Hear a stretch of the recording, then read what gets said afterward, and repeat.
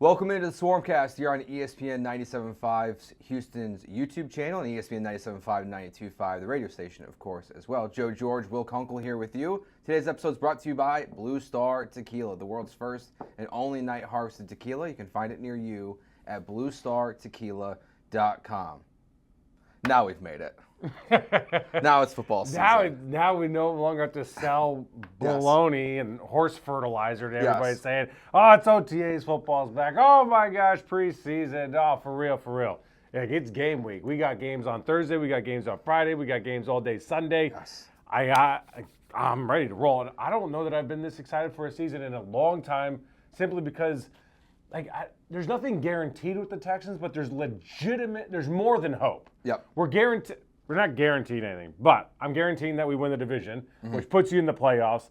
But then, what can we do from there? And that makes it fun as hell to talk about this team. Yeah, there's real expectations for this team, which is, it's still, I mean, think about, 2 years ago or 3 years ago, where the Texans were, where there was no expectations. No one wanted to talk about them. No one wanted to go watch them play. And now they're back, and new offensive coordinator who Demeco Ryans will not stop raving about constantly. He loves Nick Caley. But this team feels like they have a chance to really build off something this year. And now that Bobby Sloak is gone, I think there's that reason for hope going into this season. But yeah, I'm with you. I think it's an exciting time for the Texans, and it feels great. So we're going to go through a bunch of stuff, predictions, final thoughts before the first game. We know Matt Stafford's going to play. Yeah. Let's start there. I think we knew that. So Dan Orlovsky of ESPN, who's real tight with Matt from the time that they played together in Detroit, has always said, without saying, I was told by Matt, he's fine. He's always said, I'm not worried. I'm not worried at all. And they'd be like, what's the scale? 0 to 10? He'd be like, 0. That's when I knew, Matt's playing. Yeah. And Matt's a dude. I was worried from the standpoint he wasn't practicing, and he plays and practices through everything. But as soon as Dan said 0, I'm like, all right, he's playing. He's fine to go. He'll get shot up. He'll be ready to roll. And that's, sadly, it's bad news for the Texans. Doesn't mean they can't beat them. It just means you'd rather not face Matthew Stafford. Yeah, and in a way, though, too, it's I kind of would, in a way. Oh, hell with that. Well, honestly, this is a selfish, this is not a Texans thing. This is I don't really want to watch Jimmy Garoppolo on Sunday thing. Yeah, I don't disagree with that. It's I want to at least be entertained. Yeah. But I don't really love watching Jimmy Garoppolo play football. Game. It's going to be a tough game. And now we've got our first unofficial depth chart. The Texans put it out yesterday. Ariante Ursary at left tackle, Laken Tomlinson at left guard, Jake Andrews at center, Ed Ingram at right guard, Titus Howard at right tackle.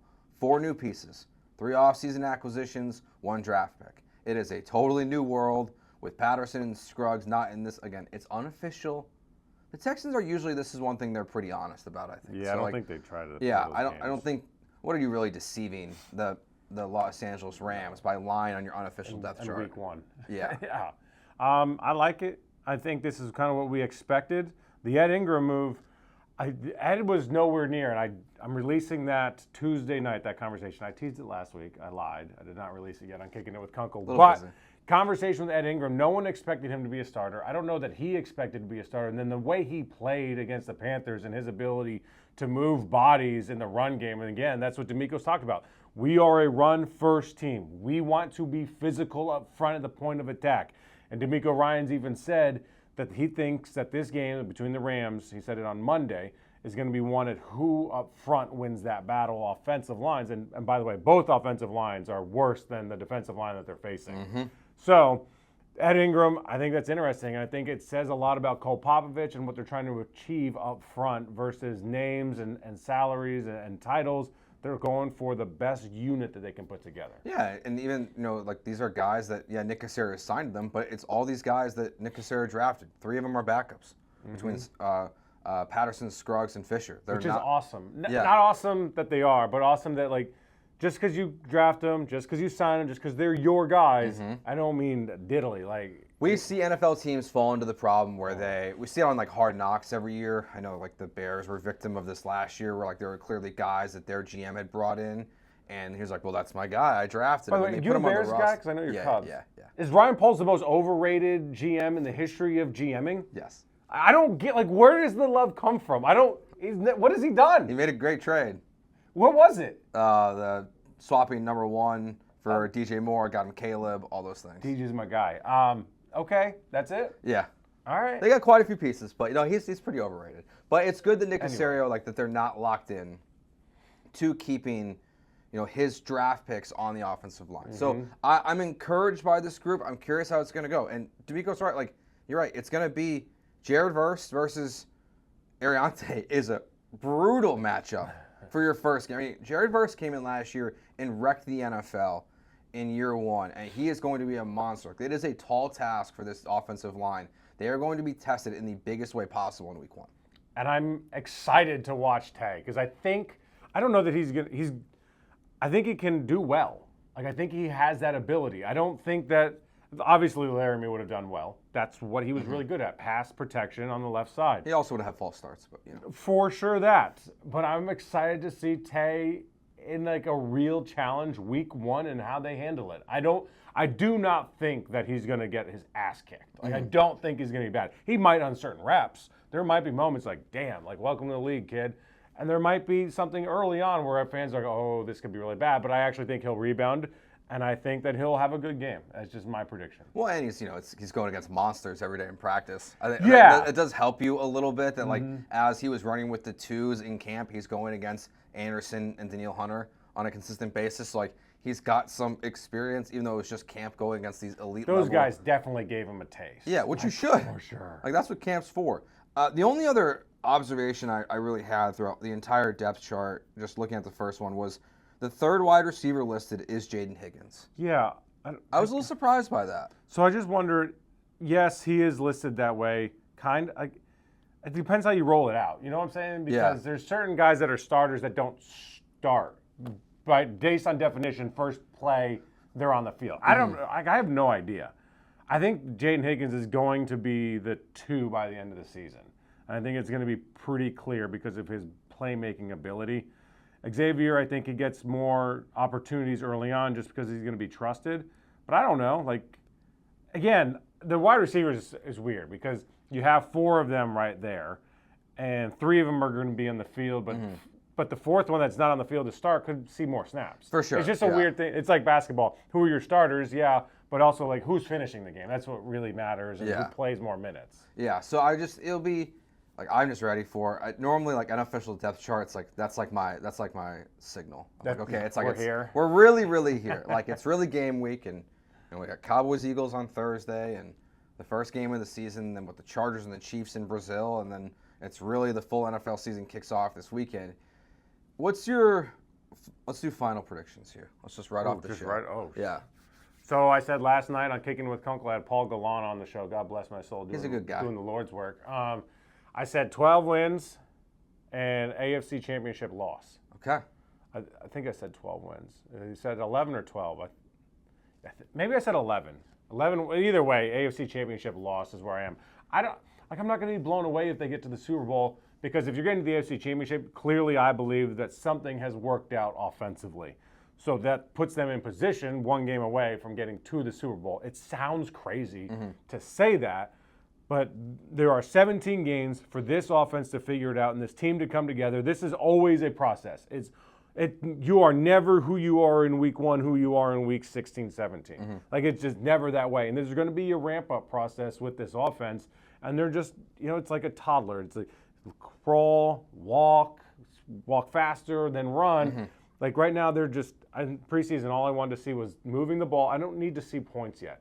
Moving the ball, first downs. And that's what they did against the Panthers, and that's what gives me hope to where now, oh, damn, they're getting first downs. We didn't do that last year. Yeah, look, there was reason for optimism in preseason. Where last offseason, last preseason, there wasn't, and we all kind of turned a blind eye to it, it felt like, and we're giving them the benefit of the doubt. And this year, all reports, what you're seeing there, what Paul's seeing there, everyone, it actually looks like a competent offense at times. Not something that was not said in 2024. They don't look like an awesome offense. They look like an offense that's trying to rebuild, that's trying to restart, that's trying to figure it out, but they are figuring it out. They do have the foundation so far. They are creating baby steps. They're creating holes for Darian Gumbawale against the Vikings. Nick Chubb, oh my gosh, what's he going to be? There were holes for him. He looks physical. He's running downhill. They're running the wide receivers at different levels, creating different route trees, like doing different things, like underneath wide receiver screens, going deep. Different guys are having success. They're maintaining drives. They're not having wild success in scoring. Like, by no means do I think they're going out against the Rams or the Buccaneers and scoring 35 points. I mean, they won't. Like, maybe they will, but they are showing the signs of, like, what you have to do at the very least to be a decent offense, let alone a good offense. And they're just doing that right now, which we never saw before. We never saw them create holes. We never saw them have multiple first downs. Which is awful. It's awful. It sucked. It was awful watch last year, to be honest. I always love going to the games. I love going to the away games. I love watching the team. I love watching football. Like, of course, this is why we do this, right? Like, you love it. It came to a point last year, you go to the game like, golly, this offense sucks to watch. It's no fun to watch. It's not like they weren't good, but it could be entertaining at times, you know, like kind of like basketball, like a team could have no defense and lose a lot, but score a lot and have highlight reel plays. Like, they didn't have highlight reel plays. They had no explosiveness. They were constantly getting sacked. It was messy. It sucked to watch. And you're like, damn, like, I came here to watch all defense, and it's just boring. Because normally those all defense teams, like, I think we mention them every week, Trent Dilfer, like, they had Jamal Lewis. But they were they were so good at, like, Yeah. it was like, damn. And they went on to win the Super Bowl. This Texans team, the offense was dragged. The offense for the Ravens is what you want this offense to be. Good enough. Make plays just enough. They weren't a detriment. Like, they weren't taken away from the Ravens. The Buccaneers and Brad Johnson weren't taken away from the Buccaneers. Yeah. The Texans, you had to watch them actively lose games. Like, that is a tough watch. Yeah. The Lions, the Packers, the Jets, crazy to watch. It was so frustrating to watch, man. So I've got them at 11 wins this year. Same. I don't have them reaching the AFC Championship game. I think it's reasonable. I think that I just can't. It's the offensive line. I wanna see it. I want to see it in action. I want to see, like, how it truly looks out there. Like, how do you slow down the Ravens, the Chiefs, the Bills, their pass rush? Because it feels like that's what they're just missing. I think it can be close. Like, you have your left tackle, you have your right tackle / maybe right guard. You can invest in the offensive line in this offseason again, this upcoming one, and through the draft and other veteran moves. Like, I think it can be close by the end of the season. But the difference between this year and the last 2 years is, not to hand out participation trophies. I think that even after they lose in the division round this year, I think we'll all feel better about the Texans. Yeah. Like the last 2 years, it's like this is the same. It's like they're not. They led against the Chiefs, but in the end, it was a disaster. In CJ's rookie year, they got smoked by the Ravens. I just feel like they're at least going to make it where, okay, they're there. They didn't cross that hurdle, to reach the AFC Championship game yet. But, like, this team is on that direction. So that's what I think how they'll end up at the end of the season. This is the hardest jump to make for a team, from going to good to great, or like potentially good to like for real good, like getting through that glass and getting up there. And then it's even harder to stay up in that top tier for a long period of time, like we have seen the Ravens, Eagles, Bills, Chiefs. It's really hard to do that. Like, look at the 49ers. They get up there and they have injuries, they come back down. Look, the teams all the time are right on the cusp of being really damn good, and then like get like a peak and then like drop down for whatever reason it is. Plummet. Like, the Saints have now drawn all the way down to the damn bottom. The Panthers are terrible. Like, the Falcons were always kind of knocking on that door. The Dolphins were that team for a while. They were like right here, and then now they could be a disaster this year. The Texans are right there, and I think they have enough young, good talent across the roster to stay there, but they have to fix the offensive line, to your point. And I do think that we'll feel better going into next year by the end of the season, in particular because this is not the offensive line that Caserio and Demeco run. They want them to work as a unit to be better than the individuals together. But the draft next year is where they'll take that next step. I think so too. Real potential there. Yeah, I think it's just the offensive line. As long as we see it, play out in front of us, like, okay, Nick Caley, Cole Popovich, like these pieces, these decisions they made in the offseason this last year, they're working. The offensive line is improved. Because even if the offensive line is just improved without Laremy Tunsil, it makes you just feel better about the Texans organization going forward. It's like, okay, they had a problem. They had a culture problem. they can fix that, get everyone acting, together, and have the offensive line moving in the right direction, you feel like, okay, they can build off of this thing. That's a good point. I think it's going to be a really exciting season. Be better sans their best tackle. I think then so. That's good. Yeah. And I think they will be. I think they will be. Mainly because it's hard to be that bad again. 52 sacks. 52 sacks. Yeah. It's almost like by default. Yeah. 100. It's like what the Cowboys are going through right now. Like they got rid of Micah Parsons. Well, their defense was terrible last year. Is it going to be worse? I don't know. They were awful. What do you think about that trade? I like getting rid of them because they weren't good. I don't like the way was dog food. It's so funny because it's so Luka. They did it twice. Like if Jerry Jones just 3 months ago had gone on ESPN or his radio show that he goes on every week and be like, hey, we're open for business. Call me. But it feels like what the Mavericks did with Luka and the Lakers, it feels like the Cowboys did with Micah and the Packers. How do you not open that up for a bidding war? Yeah, it sounds like from everything I've read and from what I've seen on TV and everything is the Packers were negotiating a contract with Micah Parsons. It's not like the Bears weren't doing that. There wasn't another team in play. It's it was the one, and that's why they only had the Packers ended up getting leverage. They gave up a good player and 2 first-round picks that are going to be in the 20s. Good luck. When I was in Carolina, I reported this. The Rams made a trade for Brian Burns. With all due respect to Brian Burns, a very good player, nowhere near Micah Parsons. 2 first-round picks and a second-round pick. But that is insane. Yep. And the Panthers rejected it. Yeah. Even more insane. I remember that. Yeah. I forgot about They turned that trade down because they wanted to build around Brian. Ended up getting rid of Brian. Got nothing compared to 2 firsts and a second. Micah Parsons goes for the same. It's unacceptable. It's crazy. I love trading him. I think it's the right move because you're not that close, and that's it's a piece that you're paying $200 million. Takes up way too much for a team that's just too far away. But to get that in return is just unacceptable. Yeah, it was so bad. Yeah, it does. We can pivot off this. I brought this up. It does make me think about on my show the other day. It does make me think about the plan for the Texans. Going forward, as you look at the Packers situation, you're like, okay, the Packers have a good roster. Are they a Super Bowl contender? They're probably on the cusp, mainly because they're in the NFC. Yeah. But you have $100 million. So the first team in NFL history to have $100 million allocated in salary cap to 2 players between Jordan Love and Micah Parsons.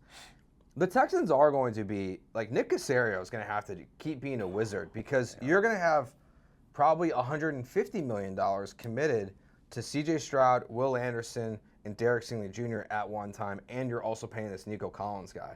And then Kamar Lassiter, Kalen Bullock. Yeah, not that they're going to get major numbers, but they're going to get numbers. Those guys won't be Texans, I don't think.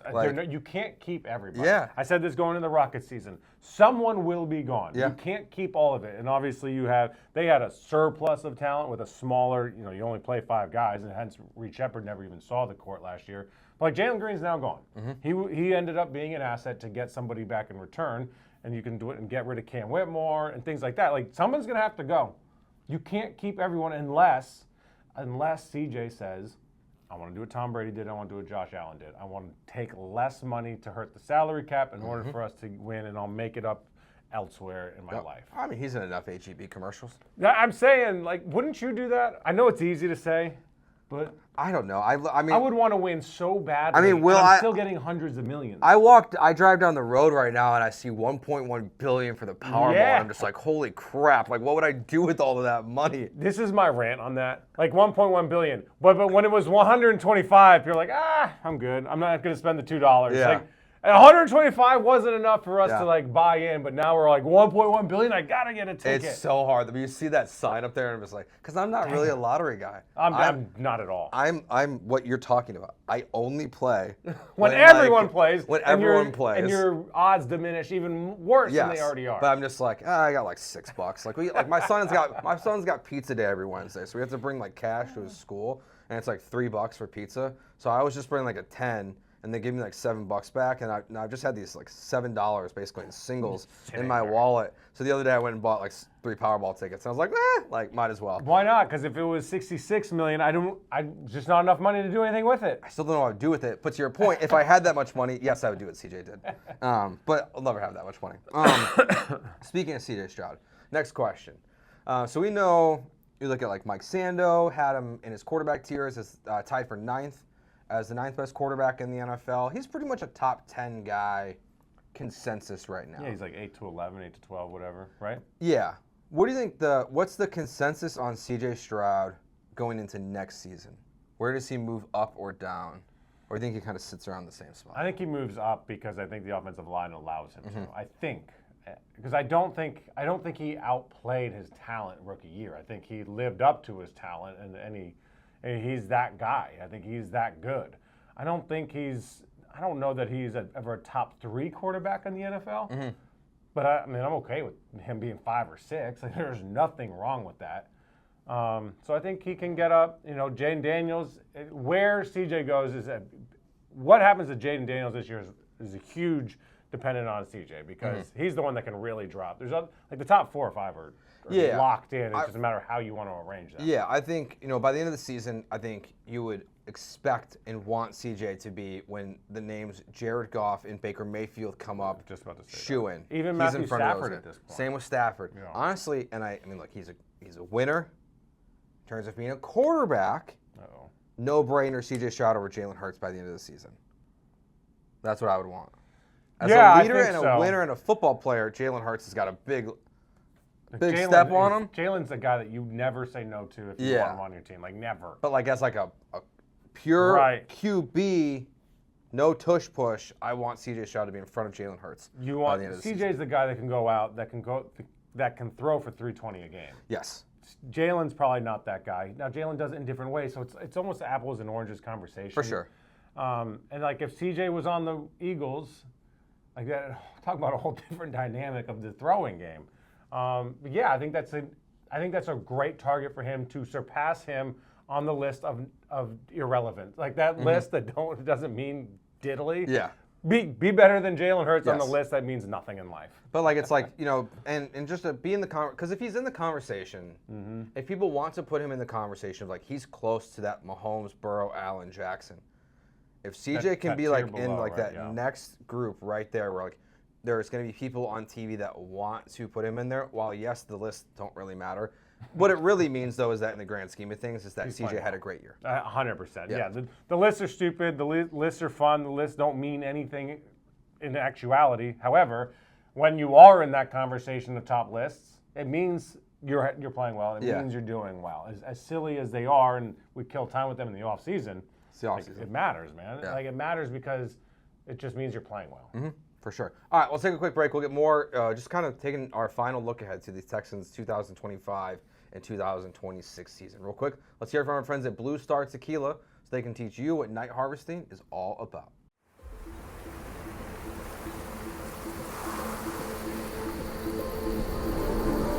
In the highlands of Jalisco, as the fierce heat of day fades into dusk, the sun dips below the horizon, and our jimadores begin their work.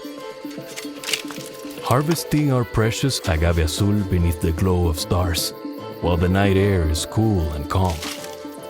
Away from the harsh heat of the sun, we protect our agave's freshness, locking in essential natural properties and sweetness, and preserving its unique flavor profile. This world-first practice has been warmly embraced by our jimadores, who relish the soothing embrace of evening's cool air as they work beneath the moonlight. 100% agave azul, night harvested, unfiltered, and additive-free. We invite you to taste the Blue Star difference.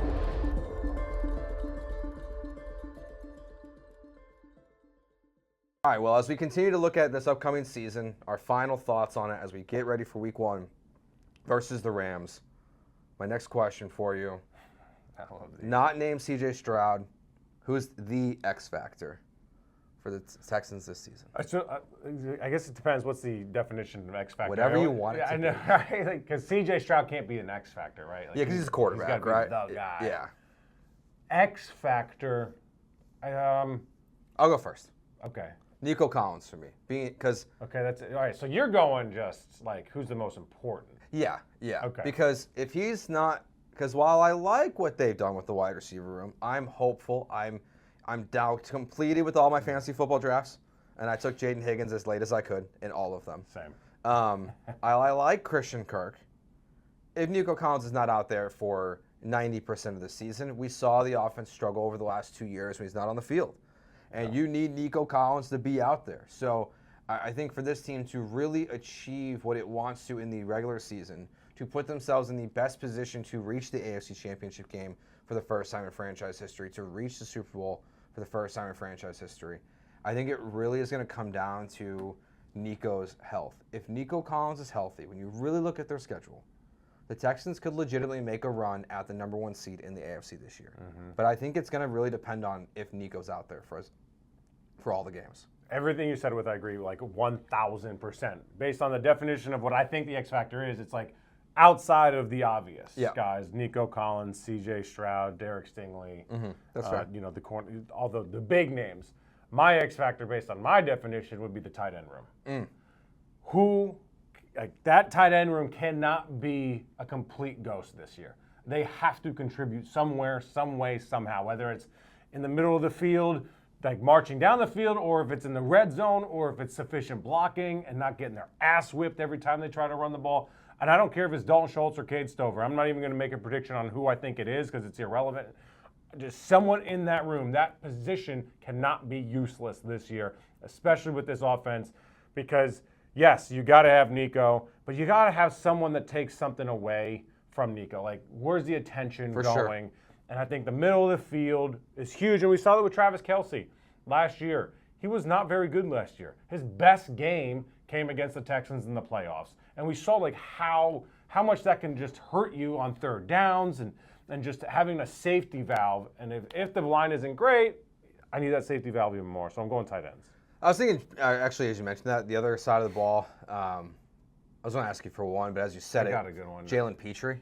Oh, okay, I got a different one. Because it's just what you just said there with Travis Kelce. It's been a problem for the Texans. When he's not out there, they stink against covering tight ends. Like I guess, and it's an injury thing in a way too, but just because of what you have to go through in the AFC, like whether it's Andrews or Likely with Baltimore, Kincaid in Buffalo, Kelce in Kansas City, like there are good tight ends littered, you know, throughout the best teams in the AFC, and you'll play good guys this year as well. And they're going to lock down the wideouts. Yeah, like, I'm not worried about that. Right? So now it's like, don't let the tight end beat you, and if you can't stop the tight end, the tight end's going to beat you.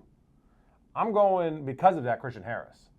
Because it's more of a question mark. Yeah. Obviously, Jalen, he's not injury prone. He just had it last year, so I think it's fresh on our mind. Jalen's a good one, but I'm going Christian Harris only because the question mark is so big. Is he going to be up there? How many snaps can he play? But if he can, what he brings, sideline to sideline, and covering a tight end is huge. One of the most important things that happened for the Texans this year is the most miraculous medical event in NFL history happened.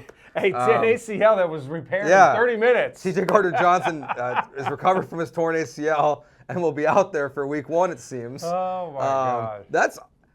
Look, I know the reporting was not good on it, but like the injury, like the way it was described was awful in practice. I can't believe. It shows you how bad football can look, but the fact that he's going to be out there for week 1, it's huge because it's been one of my biggest questions about this team was the safety position. Like they're just putting probably the time this show's airing the grand jury stuff is being heard or entered, I think it is, for Jimmy Ward. So he's a non-factor for a while at a bare minimum. He's also hurt.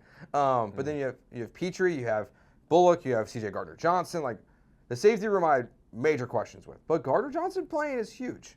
It takes you from question mark to okay, pretty solid. And okay to pretty solid, where in a position group that has allowed big plays in the past, Jalen Petrie is not great at not stopping the ball over his head. He's not great at one-on-one in short coverage, but he is great as a linebacker-style physical player and playmaker. Like, I love what Jalen Petrie brings to this team. And having CJ Gardner-Johnson not only makes the team better, but it allows Jalen to become that much better. And the domino effect in that room is tremendous and allows Kalen to kind of roam a little bit more. Like, I love just having that extra body. Whether it's Jimmy or CeeDee, honestly, it doesn't matter to me as much as it matters to have that extra body in general. Yeah. What's I guess probably outside the offensive line then, what's your biggest worry about this team? Well, it's an easy answer, and it's an obvious, but health. Because this team has legitimate possibilities of going to the AFC Championship game and or the Super Bowl, and having a historical year in the city of Houston. If they stay healthy. If something happens, like it's all off the table. There's certain teams that it don't matter what the hell your health is for the Saints. you're the not Panthers, going. Like, your health determines whether you get 5 wins or 6 wins or 7 wins. This team, if they stay healthy, I mean, we could be talking about the greatest season. There's not great seasons, but in the history of the Houston Texans. I think this team has entered a really interesting conversation. I think when I was doing the show with Paul, past lives in other radio stations, I've asked this question before. So with where the Texans are at right now, and this is weird because as we sit here, the Astros are a couple games up on the Mariners. They're about to start their playoffs. Right now, who's the next team to win a championship in Houston, do you think? You think it's the Astros, Texans, Rockets? It's either the Rockets or the Texans. I don't think it's the Astros. Yeah, a lot of injuries. Yeah, it's just a lot of injuries. There's a lot of competition around them. Like, it's a different format because of the money thing. Like, the Dodgers are up there. The Yankees are a good team, but they're always going to be like a pestering. Like, there's always some like teams that are. The Astros aren't in that top tier. I don't think they are. Doesn't mean they can't make a run. Whatever. It's playoff. It's baseball. Like, you've seen this team win World Series. You've seen them go to the ALCS. You know that this team isn't that team quite yet right now. Yeah. Anyway, the Rockets are the next. Like, I think the league also, their competition sets it up to where they can really be there too. Yeah, like I would feel more confident that the Rockets win a championship this year than the Texans. And then the Astros is just such a huge question mark because of all the injuries that have happened. But I think the Texans have like entered that conversation now where it's like we can really talk about them to where if they don't reach those heights, it'll be a very different offseason. Or if they don't reach, like I think the prediction I gave earlier in the show, I don't think a lot of people would be happy with that. I was just about to say, your prediction is a disappointing season. Yeah. My prediction is oh hell yeah, we got there. It's sad we lost. That's disappointing. However, and then like you start to see the light at the end of the tunnel, like the strides being made. You want to get out of the 3:30 Saturday game, and then losing the next week. Like that can't happen this year. Well, Saturday is unfortunately probably going to happen again this year. But I think it's like it's before the season. Texans 3:30 Saturday. If they have a fun offense, then the league and the TVs are going to be like, hey, we want this offense. They also seem to always catch the matchups that like you got the Chargers. You're like, yeah, they're in LA, but like they were banged up and they were crappy. Yeah, they're the little stepbrother of Los Angeles right now. Like they're not really relevant. You've caught the Browns, the Raiders, the Bills, the early Josh Allen Bills. Like you've caught a bunch of teams that like weren't great either. So like you haven't had like the sexy matchup in the playoffs for the Texans. That would obviously change if they go into the AFC Championship game this year. Yeah, that was going to be my next question is how do you think your prediction is a disappointment? And yes. I think it is. But you also said that we would see some light at the end of the tunnel because we do think. So who do they lose to? So you think they win wild card and they lose to either the Bills, Ravens, or Chiefs? Or Bengals? See, I'm not even putting it. I love the Bengals offensively. Their defense is so bad. I know. It's where like I struggle with them so much. Like as we do, like you know, like the Texans. If they are in the playoffs, they have a competent enough offense. We think that they're going to have a competent-ish. Yeah, for sure. Now so that they could score against the Bengals. Yeah. Oh yeah. Yeah, for sure. I mean, if they played the Bengals, they played the Bengals in the playoffs. Now we did see what happened with Notre Dame. Their defense without Al Golden, but I don't think he can fix Cincinnati in one offseason. No. But like if the Texans played the Bengals in the playoffs and they couldn't score against them, we'd be having much different conversations. But yeah, I think if they just reach, even though I think we'll feel good, I think I'm an overly optimist person about it, and I think people who want to win now for the Texans would be disappointed with what my prediction is going to be. Yeah, and I'm not going to be disappointed if they lose in the AFC Championship from the standpoint of like it was a bad season. I think it'll just be like, man, we got this far and like bummer, like we have a real possibility. Unless they get like boat raced. Like that's another, Like if they get to the AFC Championship game, like there'll be so much excitement. But then like if they just get like rocked by the Ravens again. But I think if they get to the AFC Championship game, I think they're in that tier. Or at least they're like knocking on. They're like invited to the party to be in that tier, and they're presumably healthy enough to like compete. Again, health is I think their biggest hurdle is to just stay healthy. For sure, I totally, and it is for every NFL team, of course. But like with this team, it just there are like the cornerback position really like I'd be really worried if Stingler or Lassiter goes down about like how you fill those gaps. The wide receiver room is a little bit better. The offensive line, obviously. I'd rather lose Safety position. I'd rather lose a corner though than someone on offense because there's just nothing else behind the guy. Because you trust Demeco. 100%. Yeah, he can scheme around anything. Yeah, he can fix the problems. I don't know if Nick Caley can fix those, Noah's Ark level holes. And they just don't have like the talent. Like you look at that depth chart. That depth chart defensively, like damn, it's everywhere. There are dudes everywhere. Offensively, you're like, if this, then hell yeah. If that, okay. But there's a lot of ifs on that offensive side of the chart. Do you got one thing you're maybe overly confident about this season, whether it's a player? I think the defense, I'm overly confident, and I think that's fair. I think it is, but I'm putting them like number one if the offense is competent and to win like the field battle game, the field positioning game. I just worry like, we've seen it though for 2 years, and they've gotten better. We think. But, like, nothing's guaranteed in this league. We talk about it all the time. For sure. Casario talks about it all the time. I hope it maintains, right? Like, I don't know how it wouldn't. The defenses, they maintain more than offenses of really good teams. Because usually there's a defensive coach that really has that thing humming, like Spagnuolo in Kansas City. Like, it doesn't really matter who's in, who's out. Once he got there, he just kind of fixed Kansas City's defense. You think back to, like, Lovie Smith, right? It didn't matter who was in, who was out. Like, it was just the Bears Lovie Smith, not the Texans Lovie Smith, just to clarify. But, like, he always just, like, had it humming. Like, that's how I feel about Demeco. Like, it just feels like the defense, as long as he's the coach, is going to be good. And I sit here as you talk, and I'm like, I'm going through it level by level, and I'm like, I don't know how this team cannot be dominant defensively. And that always just scares me in sports. Of like, there's just no way. How many bets have y'all placed? Have we placed? We're like, there's no way this -1.5 doesn't hit. There's no way this team loses. There's no way at home in this situation. There's no way. And that's the way I feel. I feel so confident in this defense that maybe it's obviously correct, or here we go with some wild BS. Don't ask me for betting advice. I went 0-3 this weekend picking my games. Way to go, bud. I didn't do well. Auburn saved me. And someone else saved me. I can't remember who, but Auburn was like my Friday night got me in the green initially. Kalen Bullock, top 5 interceptions in the NFL this year. That's what I'm most confident about. I'm all in on him having just a monster season for this team. Can you bet that? Can you bet interception? I think we talked about that. Probably some places. I probably like there's like individual. Not in this state. Not in this state. You can't. Governor, come on, please help us out. Just drive to Lake Charles. You know how long it takes?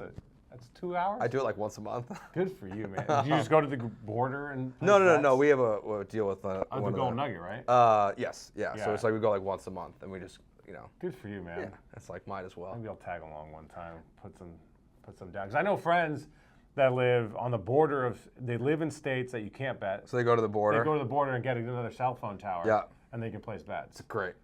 You gotta do what you gotta do. What a degenerate society we have created, as I plead to the governor to allow us to gamble. Final prediction. You don't have to give me a score. Oh, you can if you want, but W or L, Texans Rams. Oh, shit. I'm gonna say Texans win. I'm gonna say Texans lose. Ooh. I know. I don't. But I still think they're getting 11 wins. I think this week, man. I don't know. I just can't imagine being an old man like Matt Stafford and having Daniil Hunter and Will Anderson chase me down. So Rams are 3-point favorites, which means in LA it's an even. Yeah, it's a push. Even. Basically. And the over/under is 44. So they're betting on the defense.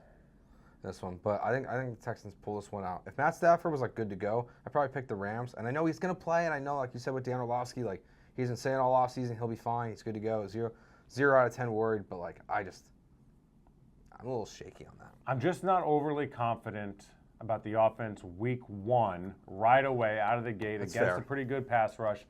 Now, if they win, we're off to the races, baby, because that meant something went really well enough offensively against a pretty good defense in a good situation against a pretty good offense and Sean McVay. Like, the Rams are a good team. So to beat a good team week 1 on the road when you have a lot of question marks on the side of the ball, it's scary. So that's why I'm going to say they lose. But if they win, forget about it, man. So we're just waiting for the playoffs. Yep. Start the season off playing the parade. 2 NFC playoff teams to start the season for the Houston Texans, Rams, and then Buccaneers. We'll be back with you guys here next week right here on the ESPN Houston YouTube channel, as well as ESPN 97.5 and 92.5. This episode's been brought to you by Blue Star Tequila, the world's first and only night harvested tequila. You can find it near you at plenty of bars and liquor stores here in Houston at bluestartequila.com. Will, where do they find you? Find me on X. You can find me on Instagram and TikTok. Just type in Kunkel, Kunkel, and most importantly, subscribe to my channel, Kicking It with Kunkel, on YouTube. Got that interview with Ed Ingram. Got an interview, an exclusive one-on-one with Dante Jackson, formerly of now with the Chargers, formerly with the Steelers and Panthers as well. So good conversations. If you want to make it even easier for you, the link's going to be down in the chat. Oh, hell so yeah. just click on that and then go subscribe as well. All right, that will do it for us. We'll talk to you guys next week. Have a good one. Go Texans, and peace.